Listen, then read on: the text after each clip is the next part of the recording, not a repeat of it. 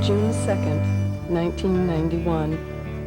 In the former mill town of Eaton Rapids, Michigan, Linda Waite Griffith has assembled a team of sheep shearers, wool spinners, weavers, and seamstresses at Davidson's old mill yarn shop.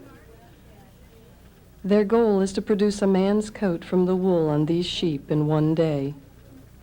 In 1986, Miss Griffith's team set a world record of 10 hours, 25 minutes. A second wool team is gathered in Ravensthorpe, a village near Northampton in England. Each team is composed of one shearer and his assistant, 24 spinners, 2 weavers, 6 tailors or seamstresses. They are allowed to shear 5 sheep. Both teams are using only the tools available to wool craftsmen in the early 19th century, when the first wool challenge was held. No electricity, no power looms, no sewing machines, no steam irons. These spinners and weavers are dedicated to the preservation of wool handicraft. For them, the contest is a way to demonstrate skills they use every day. They wear what they make. People all over the world still spin and weave and fashion clothing by similar methods. Despite industrialization, it is not a lost art. For over 2,000 years before the development of cotton and polyester, wool was the main fiber used in clothing. Shearing sheep's wool was a seasonal task. Spinning wool into yarn, weaving the yarn into cloth, and fashioning coats, pants, shawls, and skirts were daily occupations. Since most people made their living from agriculture, and 90% of them were peasants, almost everyone had something to do with wool.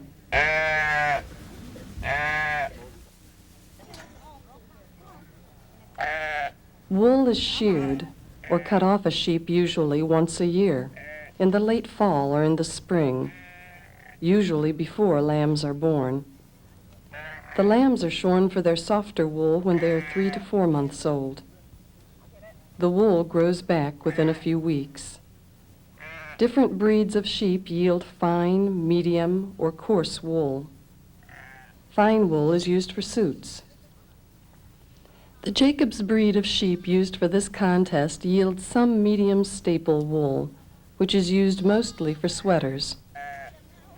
The Jacobs also yields durable coarse or long staple wool used in carpets and rugs.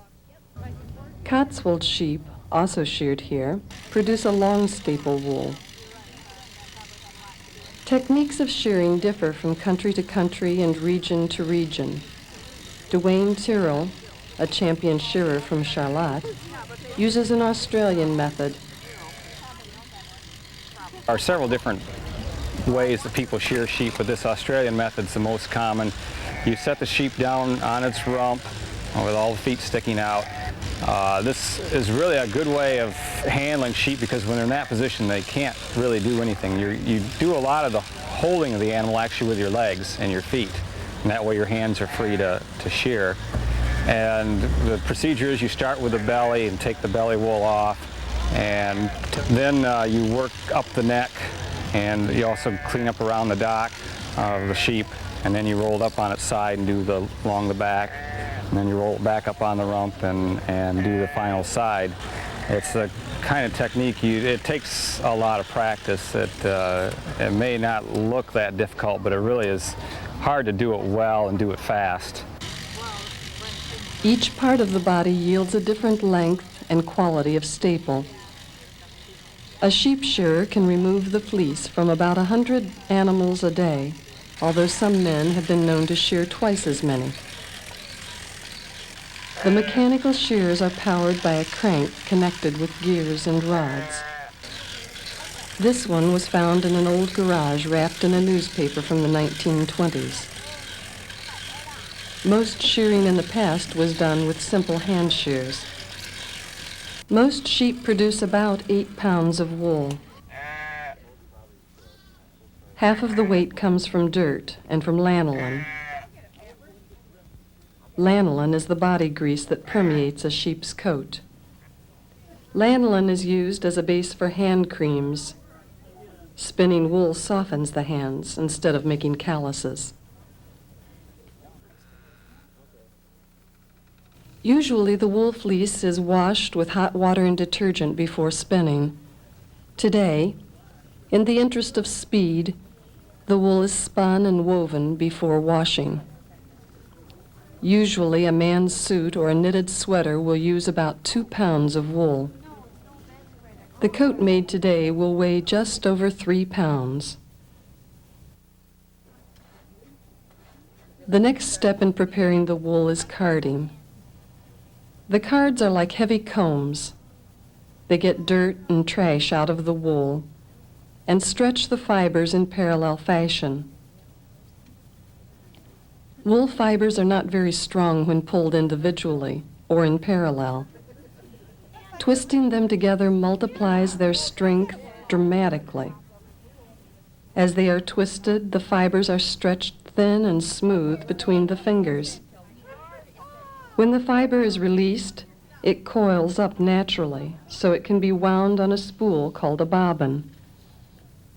Like most technical inventions, the spinning wheel began as a simple device, but dozens of improvements and design changes were added to it over the centuries. By the 17th century, it included most of the features of the wheels used by the Michigan Challenge team. Some of the spinners use a wheel of English origin called a Saxon wheel. Others use wheels of Dutch or Scandinavian design. Wheels are in many different shapes and sizes. This is a new wheel, and it was patterned after a Norwegian style wheel, not an American wheel. And how the wheel works is, it's just like any kind of machine. You need power, and in this case it's foot power, and it's connected to what is called the treadle, which is the bottom piece that your foot sits on. That's connected to the footman that is here, and it's connected to an axle. So when the treadle goes up and down, that motion, up and down motion, is transferred to a rotating round motion, like that. Around this wheel is connected one single continuous loop band. And in this case, it's brought around the wheel twice, and so therefore you see 2 bands. And that's because one part of the band goes around a whirl, which has threadings on this shaft, and so when this goes around, the whole shaft goes around. The second part of the band goes around this bobbin, and the bobbin is freewheeling, okay, and that as both of these move, the whirl and the bobbin moves faster, and therefore that allows you to be able to wind up the yarn on the bobbin as such. Okay. This part is called, the whole thing is called the mother of all. These are called the maidens, and because spinning was a woman's occupation, more so than a man's, these are given feminine terms.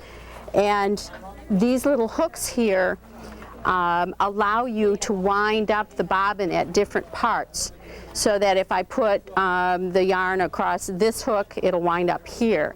If I put it across this hook, it'll wind up here, so that you can continually fill your bobbin so that it's even. Okay.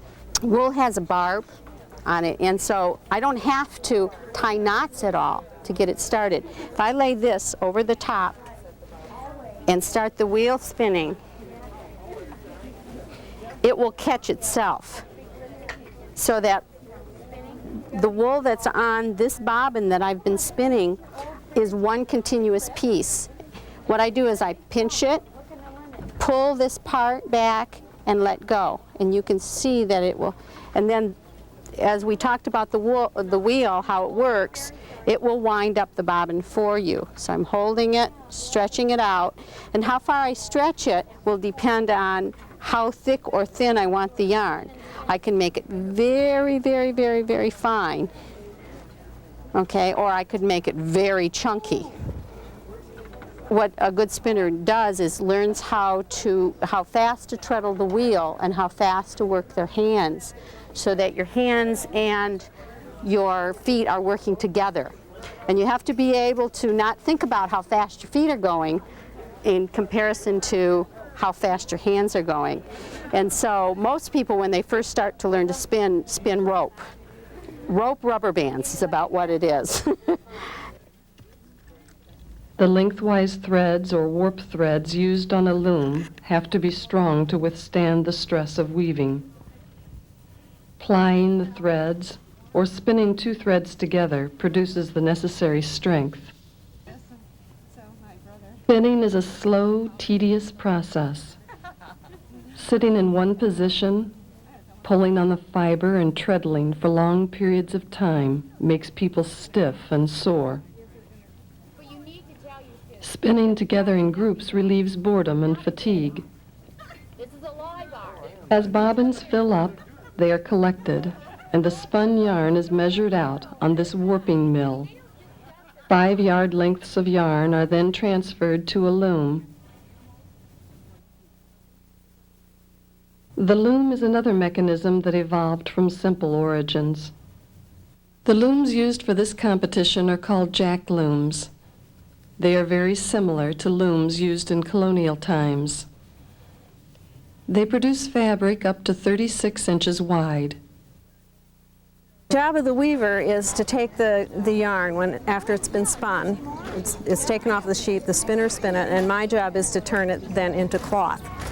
And the first thing I have to do is I have to measure every single thread that I'm going to put on the loom so that they're exactly the same length. In this case, we were putting 12 threads in each inch, and we're weaving a cloth that's 36 inches wide. So however 12 times 36, however many that is, that's how many threads I had to measure to be 5 yards long each.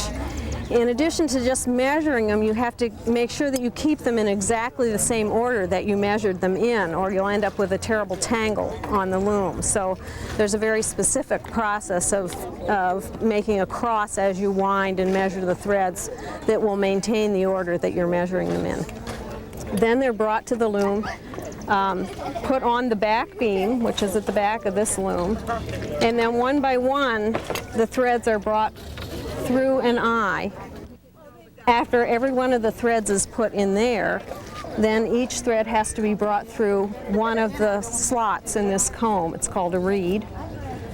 Then it's brought forward and tied to this stick. Then the petals underneath are tied up in a specific order to match the way the loom is threaded.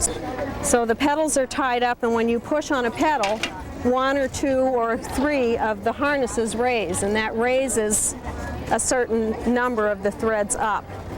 And then your shuttle can be passed between those threads. The shuttle has a bobbin in it that the weft yarn, or the yarn that goes across on the weaving, is put on. And it's then put into the shuttle, and the shuttle is thrown between the threads as they're separated by the loom. And generally you throw along this part of the loom. Most looms have what we call a shuttle race. It's a board across the front that the shuttle can fly across on. As the cloth is woven, it's tied on here, and as it's woven, you crank it, and it winds up on the bottom down here. You end up with a roll of cloth here. And you just keep going till you get to the end of your threads, and then you're done. That's it. You cut it off and take it to the seamstresses to sew into some kind of a garment. In less than 2 hours, Brenda Mergen has woven about 4 yards of cloth. While she was weaving, a second loom was being set up for the rest of the wool. Other workers heated water for washing the cloth and flat irons for pressing it dry. Because the sheep were shorn and the yarn was spun in the grease, which means that it was not washed before the fiber was used, we want to wash the fabric now so that the fabric is clean before we sew it into the coat. And it's important that we use hot water to get the maximum amount of grease out. And we also added detergent to this water. And then it is rinsed several times to get the grease and the dirt out.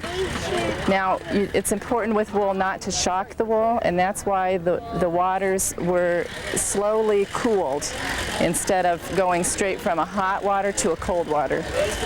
And then we put it through the wringer process to get the maximum amount of water out so that we can iron it dry and cut it out and sew it. How long is it?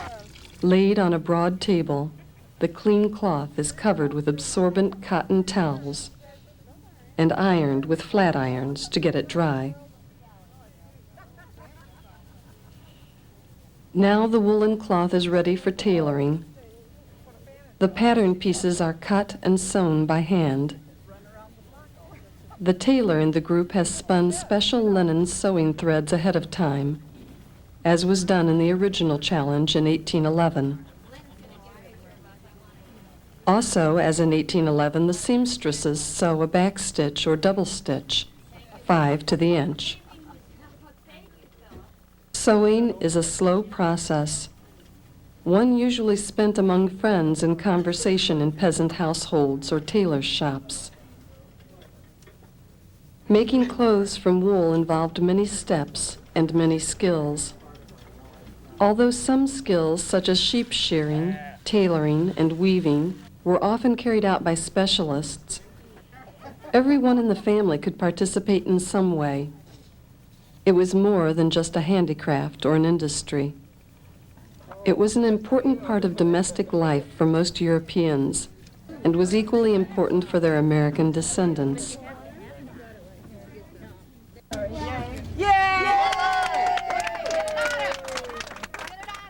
The Davidson's Old Mill Yarn Shop Wool Challenge team of 1991 finished their woolen coat more than 2 hours faster than their challengers in Ravensthorpe, England.